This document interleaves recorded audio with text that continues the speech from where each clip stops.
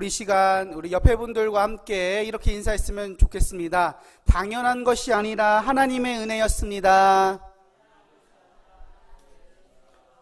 네, 당연한 것이 아니라 하나님의 은혜였습니다. 그렇습니다. 오늘은 맥주 감사주일입니다. 우리가 오늘은 여기까지의 은혜라는 제목으로 하나님의 말씀을 듣고자 합니다. 정말 우리가 하나님께서 우리 맥주 감사주일을 우리들에게 허락하여 주셔서 또 한 해의 절반 동안 또한 우리를 인도해 주신 그 주님께 감사하는 그러한 절기이지요. 1년의 절반이 지난 이 시점에서 주님께서 주신 그 첫 열매를 하나님께 올려드리며 감사하는 그런 날이 바로 이 맥주 감사주일입니다. 사람들은 대개 1년이 끝나야지만 감사의 제목을 이제 돌아보고는 합니다. 하지만 하나님은 우리에게 해가 절반쯤 지났을 때에도 감사하라 라고 우리들에게 말씀을 하시지요. 왜냐? 아직 끝나지 않은 지금까지도 하나님의 은혜가 지속되어지고 있기 때문입니다. 그래서 이렇게 첫 열매를 하나님께 감사함으로 드리는 날인 오늘, 우리는 각자의 자리에서 하나님 앞에 섰습니다. 그런데 오늘 이 자리에 서기까지 우리 모두는 다른 사람들에게 말하지 못하고 또한 밤마다 눈물 흘리면서 고민하면서 또한 스스로 무너지는 그런 경험을 해보신 적이 있으실 것입니다. 또 그럼에도 불구하고 다시 일어서서 힘을 내는 그러한 시간들도 있으셨을 것입니다. 또 어떤 분들은 또 젊은 시절에 아무도 도와주지 않는 그런 메마른 광야 같은 시간을 버티셨던 분들도 있으실 것입니다. 자녀 하나 제대로 키우기 위해서 밤잠을 설치기도 하시고, 또한 가정에 어려움이 찾아올 때는 조용히 교회에 나와 새벽 제단을 쌓으시며 또한 눈물로써 기도하셨던 적이 있으실 것입니다.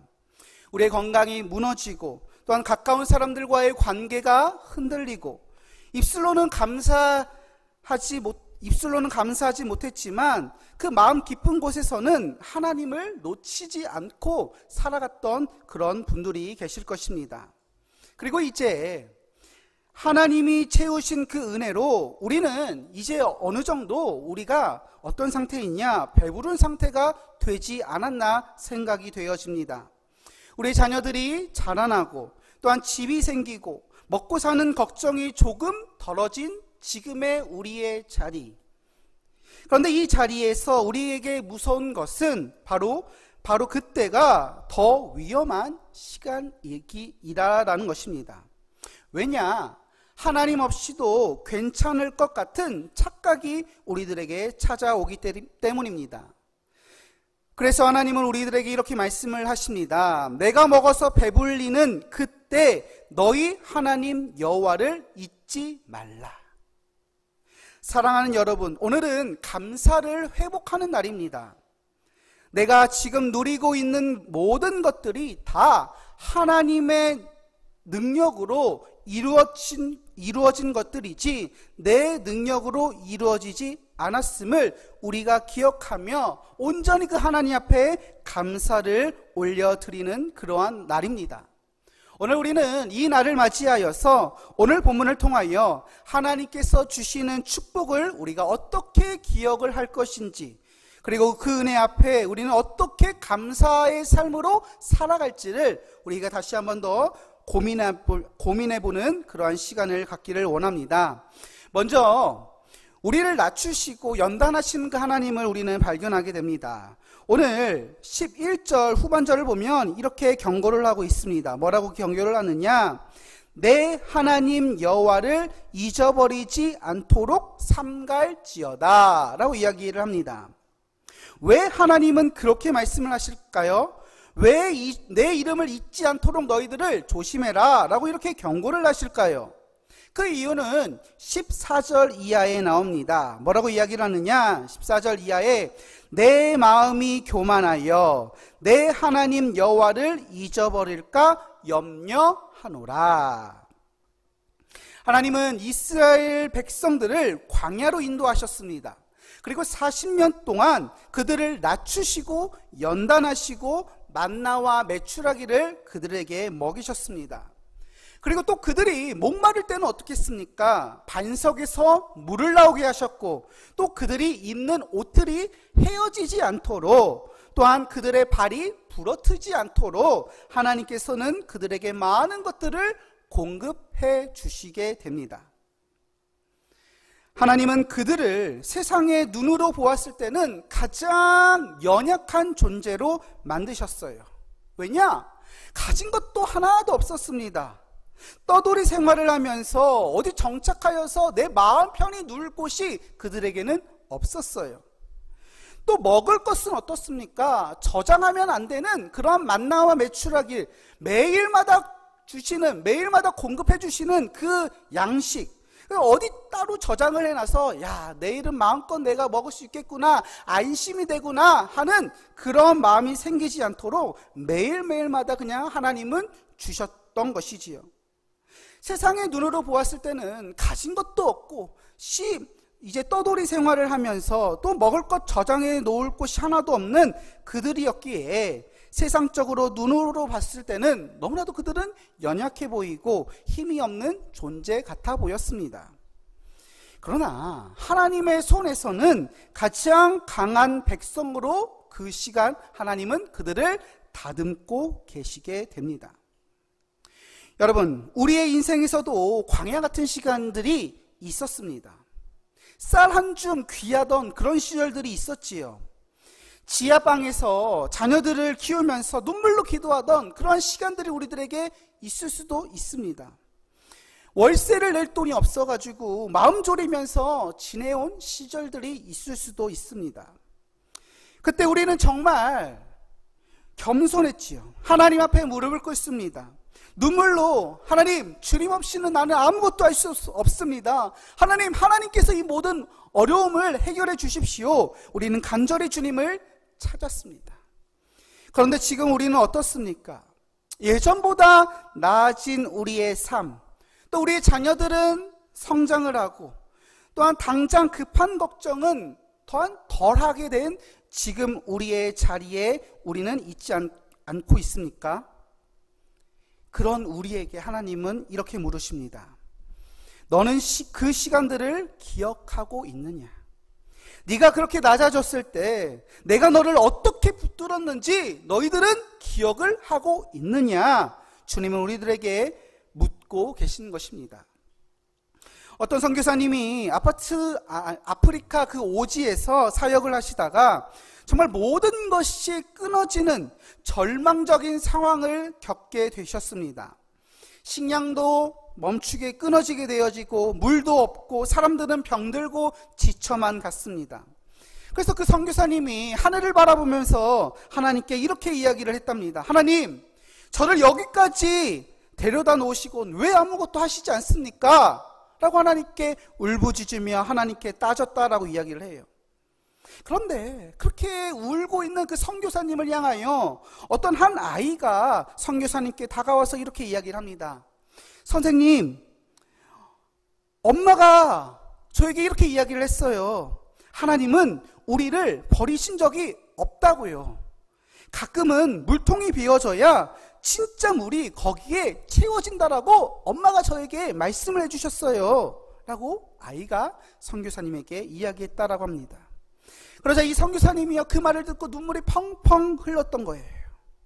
하나님은 물통이 다 비워지기 전까지는 자신이 얼마나 귀한 분인지, 얼마나 선한 분인지 깨닫게 하시지 않으셨던 거라라는 거예요.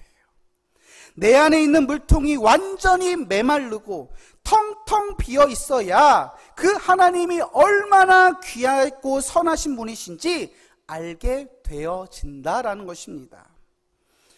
그래서 우리의 인생에 있어서 광야 같은 시간들, 우리의 비워진 그러한 시간들, 그 시간들이 있었기에 지금의 우리의 모습이 현재 있었다라는 것입니다. 지금 배불러 있다라고 한다면 그 전에 그 우리가 배고팠던 시간에 그 하나님의 손길을 또한 기억하며, 또한 우리가 그 하나님의 도우심을 다시 한 번 더 간구하며 살아가는 우리 모든 한마음의 성도님들 되시기를 축복드립니다.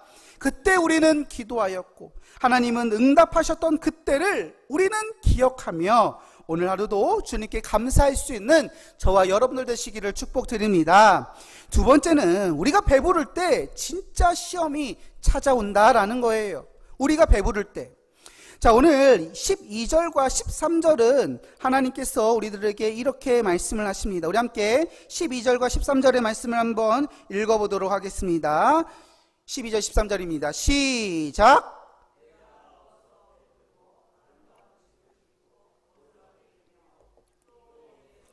양이 더 번성하여 내 은금이 증식되며 내 소유가 다 풍성하게 될 때에. 아멘. 여러분, 이 말씀은요, 이스라엘 백성들이 약속의 땅에 들어가서 그들이 얻게 될 현상들입니다.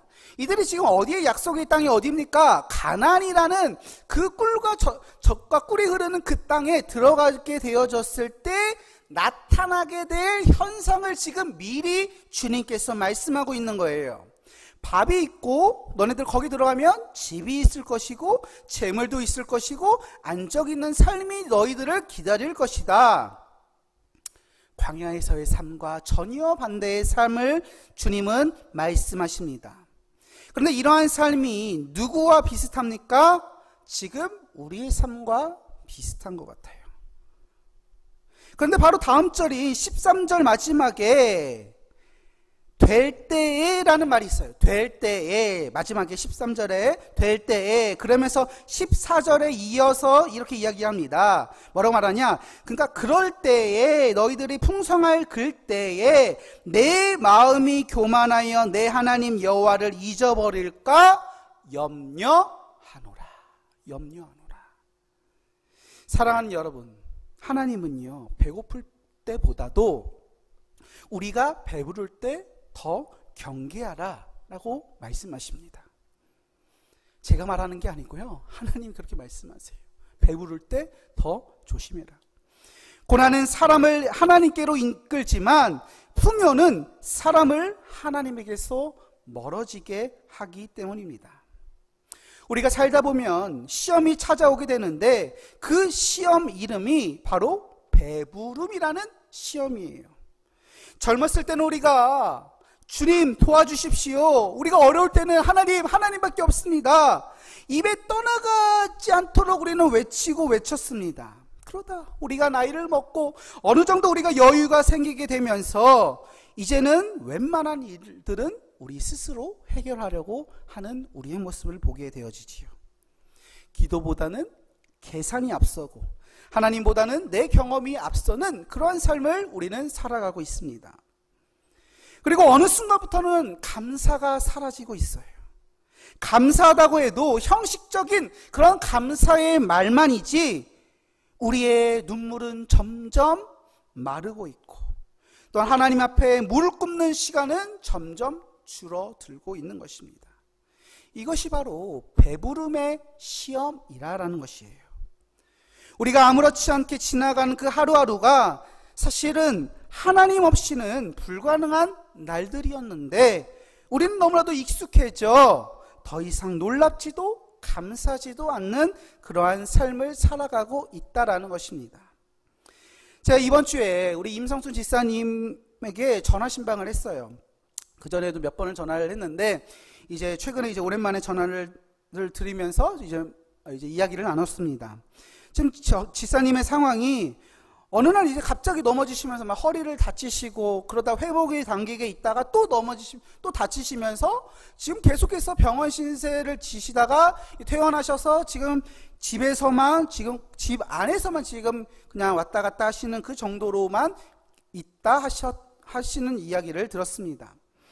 그러면서 그 정도 이제 회복이 되셨고 이제 그 계속 이제 기도하면서 교회를 사모하는 그런 마음들이 있으실 것을 제가 목소리로 전달을 받았습니다. 그러면서 제가 이야기를 나누면서 제가 이런 얘기를 했어요. 정말 우리가 매주 드리는 예배지만 지사님, 당연한 것 같았던 그런 예배들이 정말 몸이 아파서 드리지 못하게 되니까 그동안 드렸던 그 예배가 얼마나 우리들에게 소중한 일들이었는지 아시죠? 자, 이번 기회에 그것을 다시 한 번 더 깨달았으면 좋겠습니다 라고 말씀을 드렸어요. 정말로 매주마다 오셔서 예배를 드리면서 그냥 예배를 드렸던 그것이 당연한 줄만 알았던 그 예배가 이제는 몸이 아파서 나올 수가 없는 거예요. 나올 수가 없는 거예요. 이번 기회를 통하여 정말 그 하나님의 전에 나와 하나님을 예배하는 것이 얼마나 우리들에게 기쁨이고 또 우리들에게 얼마나 좀 귀한 일이든지 다시 한번 더 깨닫고 그 감격을 또한 기대하시면서 또 다시 나오시라라고 말씀을 드렸습니다. 그래요. 우리는 정말로 당연한 건 줄 알았던 우리의 삶이 우리는 정말 하나님의 은혜였다 라는 것을 우리가 까먹을 때가 있습니다. 정말 우리는 우리에게 있어서 진짜 시험은 배고픔이 아니라 배부름이라는 거예요. 배부름. 하나님은 오늘 우리들에게 이렇게 묻고 계십니다. 배부를 때 너는 나를 기억하고 있느냐? 배부를 때 너는 나를 기억하고 있느냐? 내가 주지 않았다면 그 집과 그 직장과 그 건강이 있었겠느냐라고 우리들에게 묻고 계십니다. 오늘 우리는 눈에 보이는 그러한 축복보다 그 축복의 근원 되신 그 축복의 출처이신 그 하나님을 더욱 붙들며 살아가는 존재가 바로 우리가 되어져야 하는 것입니다. 그런데 아직도 우리는 하나님이 주신 복을 기뻐하고 그것을 의지하며 살아갑니다. 하지만 우리는 그 축복을 주신 하나님께 더욱 집중하며 또 그분께 감사하며 우리는 살아가는 존재가 되어져야 하는 것이지요. 그래서 감사가 사라진 그 자리에 교만이 우리 마음에 자리 잡지 않도록 우리는 항상 늘 깨어 주님께만 집중하시는 저와 여러분들 되시기를 축복드립니다. 세 번째로 모든 복은 하나님의 은혜라는 거예요. 오늘 본문의 17절은 우리들에게 이렇게 이야기를 합니다. 후반절을 보니까 내 능력과 내 손의 힘으로 내가 이 재물을 얻었다 말할 것이다. 이 말씀은 하나님께서 사람의 본성을 너무나도 정확하게 찝어서 말씀을 하세요. 인간의 본성이 어떻습니까? 내 능력과 내 손의 힘으로 내가 잘나서 내가 능력이 있어서 내가 부지런해서 내가 열심히 했기 때문에 내가 얻게 된 것이다 라고 말할 것이다. 주님은 우리들에게 말씀하세요. 우리가 열심히 살았고 땀을 흘리며 우리가 애썼습니다. 그래서 이제 어느 정도 가진 것이 되어지고 우리 자녀들도 어느 정도 자신의 길들을 걸어가게 되고 이 모든 것들이 내가 이룬 것처럼 느껴질 수도 있다라는 거예요. 그런데 하나님은 분명히 우리들에게 이렇게 이야기를 하세요. 우리 18절을 함께 읽어보겠습니다. 18절의 말씀입니다. 시작.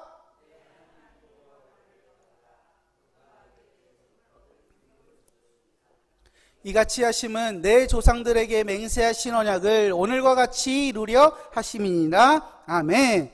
여기서 가장 중요한 단어는요, 능력이에요. 재물을 얻을 능력을 주셨음이니라. 지금 우리가 가진 모든 것들, 또 우리가 일한 것의 그 출발점 자체가 하나님의 능력이었다라는 거예요.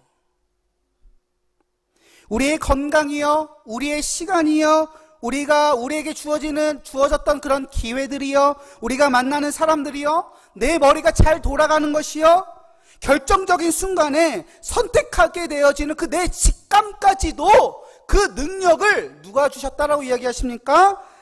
하나님이 공급하시고 하나님이 은혜를 주셨다라는 거예요. 여러분, 우리의 심장이요, 우리 사람의 심장이 하루에 몇 번 뛰는지 아십니까? 하루에 몇 번 뛸까요? 하루에 10만 번 이상 뛴다라고 이야기를 합니다. 분당 60번에서 100번, 60번에서 100번. 우리 이렇게 딱 이렇게 맥 집으면 이제 뚝뚝뚝뚝뚝 하잖아요. 60번에서 100번, 1분에 그렇게 뛴대요. 그래서 70번으로 치고 1440분을 곱하면 10만 번이 나오는 거예요. 심장이요, 여러분들 몸에서 10만 번 동안 끊임없이 이제 두근두근두근 하면서 뛴다라고 이야기를 해요. 그런데 여러분들 한 번이라도 그 심장에게 고맙다라고 이야기한 적 있으십니까?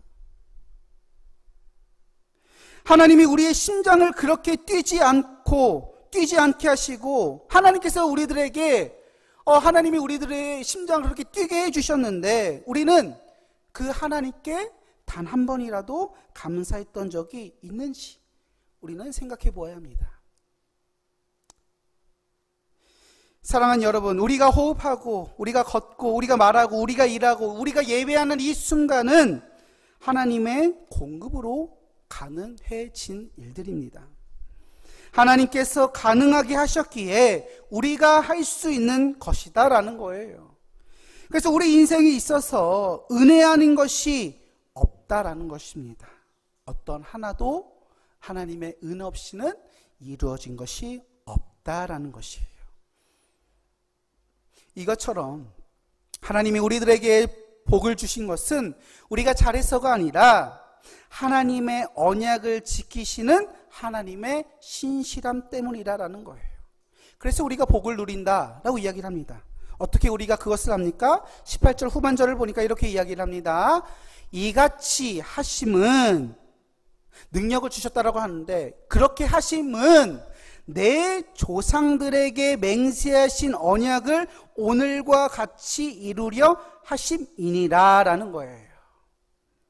하나님은 아브라함에게 약속하신 그 언약을 예수 그리스도 안에서 우리들에게도 동일하게 지키고 있다라는 거예요.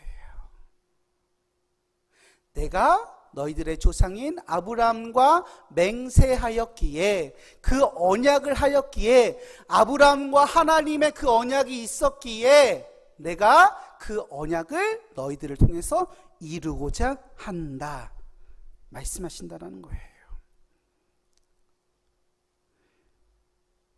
예수님은 우리를 위하여 가장 낮아지셨고 우리의 죄를 짊어지시며 십자가에서 생명을 내어주셨습니다. 우리는 그 은혜로 하나님의 기업을 상속받는 그러한 자가 되어지게 된 것이지요. 그렇기에 우리가 지금 누리는 모든 복은 그리스도 안에서 우리에게 주시는 언약의 복이 되는 줄 믿습니다. 그러한 이 은혜 앞에 우리가 어찌 교만할 수 있겠냐라는 거예요. 하나님께서 약속하신 것을 이루려고 나를 통해서 하나님의 일들을 나타내시는데 어떻게 이런 상황에서 내 자신을 뽐낼 수가 있고 내 자신을 드러낼 수 있겠냐라는 거예요. 어떻게 내가 교만할 수 있겠냐라는 거예요. 하나님은 하나님의 언약을 이루시고 있는 중인데 나를 통하여 그저 우리는 이렇게 고백해야 될 줄 믿습니다. 주님, 우리의 모든 것이 주님으로부터 왔습니다. 우리 함께 이렇게 고백해 볼까요? 주님, 함께 외쳐볼까요? 주님, 우리의 모든 것이 주님으로부터 왔습니다. 아멘. 맞아요. 주님으로부터 왔습니다. 이렇게 고백하며 우리가 우리의 남은 여생을 또한 주님 다시 오시는 그날까지 이런 고백으로 살아가는 저와 여러분들 되시기를 축복드립니다. 말씀을 마무리합니다. 우리가 배부름의 그 자리에 선 오늘날 우리는 다시 한 번 더 주님 앞에 무릎을 꿇을 때입니다. 우리의 인생의 지난 날들을 돌아보면 참 많이 부족했고 참 많이 아팠고 참 많이 흔들렸습니다. 그럼에도 우리가 여기 지금 우리의 모습까지 왔다라는 거예요. 그리고 지금 우리는 어느 정도 배부른 자리에 서 있게 되어집니다. 몸에 병이 있더라도 가정에 고민이 있더라도 여기까지 올 수 있었던 것은 하나님의 손길이 있었기에 우리가 지금 여기에 있었던 것을 우리는 부인할 수 없는 것이지요. 그런데 하나님 오늘 말씀을 통하여 우리들에게 물으십니다. 배부른 지금 너는 나를 기억하고 있느냐? 그때 너를 낮추고 지켰던 나를 지금도 너는 의지하고 있느냐? 하나님은 배고플 때만이 아니라 배부를 때도 그분을 붙들라라고 주님은 우리들에게 말씀하고 계십니다. 그래서 감사는요, 형편에서 나오는 것이 아니라 우리의 기억 속에서 나오는 거예요. 감사는 내 형편이 좋아서, 내 형편이 이래서 하나님께 감사하는 것이 아니라 우리의 기억 속에서 그 하나님께 감사한다라는 거예요. 지금 우리에게 필요한 것은 지나온 은혜를 기억하고 다시 한번 주님 앞에 무릎 꿇는 일인 것입니다. 그때 주님이 나와 함께 하셨지, 그때가 정말 행복했는데 그 하나님이 나와 지금도 함께 하시겠지 생각하면서, 그 기억하면서 주님 앞에 감사한다라는 거예요. 오늘 우리가 맥주감사주일을 보내게 되어지는데, 이 맥주감사주일은 단순히 절기가 아닙니다. 단순히 절기로서 한 주를 그냥 맥주감사주일 보냈다라고 여기는 것이 아닙니다. 우리의 영혼이 다시 하나님 앞에 겸손해지는 그러한 날이며, 내가 아닌 그 하나님의 은혜를 기억하는 그러한 날이 되는 것입니다. 또 우리의 배부름을 주신 그 주님께 다시 한 번 더 첫 마음으로 주님 앞에 드려지는 날이 오늘 우리가 드려지는 맥주 감사 주일인 줄 믿습니다. 온전히 그 하나님의 은혜를 기억하며 남은 반년도, 아니 우리의 모든 인생에서도 우리가 늘 그 주님을 기억하며 늘 주님께로만 감사하며 살아갈 수 있는 우리 모두 한마음의 성도님들 되시기를 축복드립니다.